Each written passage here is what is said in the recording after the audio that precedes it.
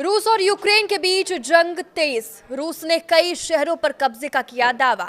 नमस्कार, मैं हूं साक्षी झा और आप देख रहे हैं न्यूज 18 का डिजिटल प्लेटफॉर्म।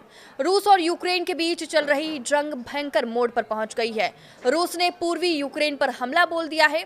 स्थिति ऐसी हो गई है कि यूक्रेन लड़ाई हारने के कगार पर है। यूक्रेन पर रूस की ओर से लगातार ड्रोन और मिसाइलों से हमला हो रहा है। यूक्रेन को अमेरिका से मिलने वाली वित्तीय मदद भी लगभग खत्म हो गई है। जेलेंस्की की सरकार भ्रष्टाचार के मामले में फंसी हुई है। रूस ने यूक्रेन पर बढ़त तो बना ली है, पर वो जिस रफ्तार से आगे बढ़ रहा है उससे उसे यूक्रेन के प्रांतों पर कब्जा करने में 5 साल और लग जाएंगे। यूक्रेन की ओर से भी रूस को पछाड़ने के लिए कोई कसर नहीं छोड़ी जा रही है। यूक्रेन अपने इलाके को बचाने की कोशिश में तो जुटा ही हुआ है। यूक्रेन की ओर से रूस के ऊर्जा ढांचे और तेल रिफाइनरियों को निशाना बनाया जा रहा है। यूक्रेन ने अपने ओडिशा पोर्ट पर रूस की ओर से किए गए तुर्की के जहाज पर बैलिस्टिक मिसाइल के हमले का बदला ले लिया। यूक्रेन ने महज 24 घंटे के अंदर रूस पर यह पलटवार किया। यूक्रेन के इस ड्रोन हमले में रूस के दक्षिण पश्चिमी सारातोग क्षेत्र में कम से कम 2 लोगों की मौत हो गई है और कुछ हिस्सों में बिजली गुल हो गई। अमेरिका की ओर से युद्ध समाप्त करने के लिए शांति वार्ता की कोशिशें लगातार चल रही है, पर रूस और यूक्रेन के बीच चल रहा युद्ध लगातार खतरनाक होता जा रहा है।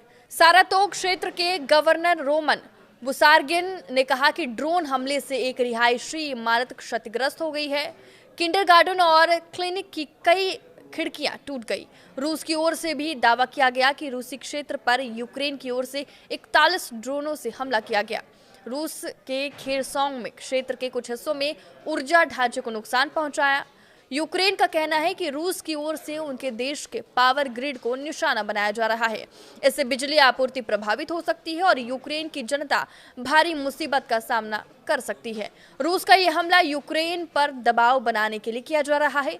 रूस और यूक्रेन ने एक दूसरे पर यह हमला उस समय किया जब शांति समझौता करने की कोशिश लगातार तेज हो गई है। कहा जा रहा है कि अगर दोनों देश शांति के लिए सहमत हो जाते हैं तब भी रूस यूक्रेन के डोनाबास पर दावा छोड़ने को तैयार नहीं होगा। रूस की मंशा डोनाबास में पुलिस और नेशनल गार्ड की तैनाती की है ताकि वो उद्योग से भरे पूरे इस इलाके की निगरानी कर सके। इससे रूस की महत्वाकांक्षा सामने आ गई है। अमेरिका के राष्ट्रपति डोनाल्ड ट्रंप रूस और यूक्रेन के बीच शांति वार्ता की मध्यस्थता कर रहे हैं, पर रूस ने कहा है कि वो युद्ध विराम पर तभी राजी होगा जब यूक्रेनी सेनाएं फ्रंट लाइन से पीछे हट जाएगी। इस बीच जर्मनी ने कहा कि वो भी रूस और यूक्रेन के बीच शांति वार्ता का पक्षधर है। इस बीच बातचीत के लिए यूक्रेनी राष्ट्रपति व्लादिमीर जेलेंस्की जर्मनी दौरे पर आने वाले हैं। इससे शांति प्रयासों को गति मिलने की उम्मीद जताई जा रही है। लंबे समय से अमेरिकी वार्ताकार दोनों देशों के बीच संतुलन बनाने की कोशिश कर रहे हैं। अमेरिकी राष्ट्रपति डोनाल्ड ट्रंप रूस यूक्रेन युद्ध को जल्द समाप्त करने का दबाव डाल रहे हैं, पर संभावित समझौते में सबसे बड़ी बाधा यह है कि रूसी सेनाओं ने फिलहाल यूक्रेन के जिस इलाके पर कब्जा किया है उस पर किसका दावा बरकरार रहेगा। पर सबसे बड़ी परेशानी ये है कि रूस और यूक्रेन के बीच जंग थमने की जगह और ज्यादा बढ़ गई है। इस बीच यूक्रेन ने रूस की तेल सप्लाई को बाधित करने के लिए रूसी तेल इंफ्रास्ट्रक्चर पर बड़ा हमला किया है। यह हमला यूक्रेन की सीमा से 700 किलोमीटर से ज्यादा दूर किया गया।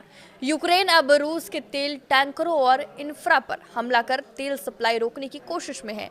इस बीच यूरोपियन यूनियन ने रूस की जब्त एसेट्स पर प्रतिबंध और कड़े किए हैं, जिससे यूक्रेन को कर्ज मिलना आसान होगा। ऐसे यूक्रेन और हथियारों की खरीद कर सकेगा। यूरोपीय यूनियन ने यूरोप में रखी रूसी केंद्रीय बैंक की संपत्तियों को अनिश्चितकाल के लिए फ्रीज करने का फैसला लिया है। इससे यूक्रेन की बड़ी समस्या दूर हो गई है। आपके इस वीडियो पर क्या राय है, हमें कमेंट करके जरूर बताएं। नमस्कार।